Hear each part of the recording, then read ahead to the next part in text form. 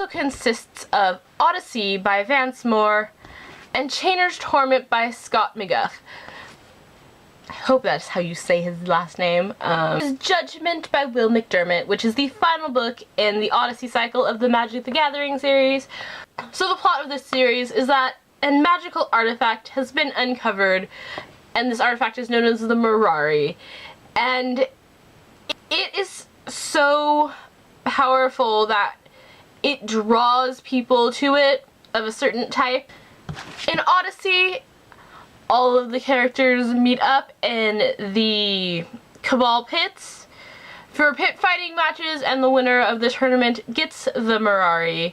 On the cover is Kamal. He's kind of like the main character of this cycle. In this book, Kamal befriends a man named Chainer, who is a dementia summoner, and they fight in the pits together to win the Mirari. I read Odyssey and Chainer's Torment when I was in college, and then when I was reading Judgment, I started to go into my reading slump that lasted almost an entire year. So there's been a significant period of time in between these two books. In Chainer's Torment, the first, who's the leader of the Cabal, gives the Mirari to Chainer, and the book is called Chainer's Torment, so you can imagine how well that went.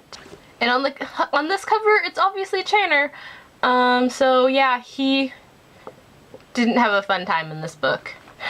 And in Judgment, Kamal is now the guardian of the Mirari, and he's starting to fall victim to the same fate that everyone else who has come in contact with the Mirari has. And on the cover is his sister Jessica, and basically is the reason that Kamal manages to do what no one else can do, which is resist the temptation of the Mirari. But it comes at a huge price to Kamal.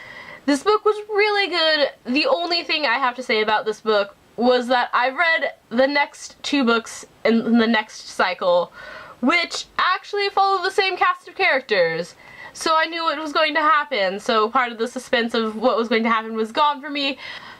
Also, not just reading the next two books, which are Onslaught and Legions in the Magic the Gathering series, which are in the next cycle, the Onslaught cycle.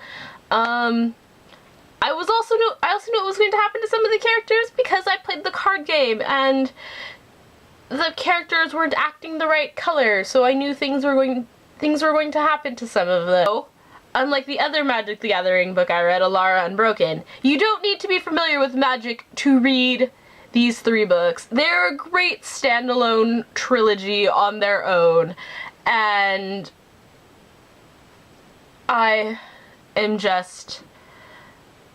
it was just so much fun to read, and I enjoyed it a lot. If you want to find out what I'll be reading this weekend, you can check out the Friday Reads video that's also going up today, and until next time, TTYL.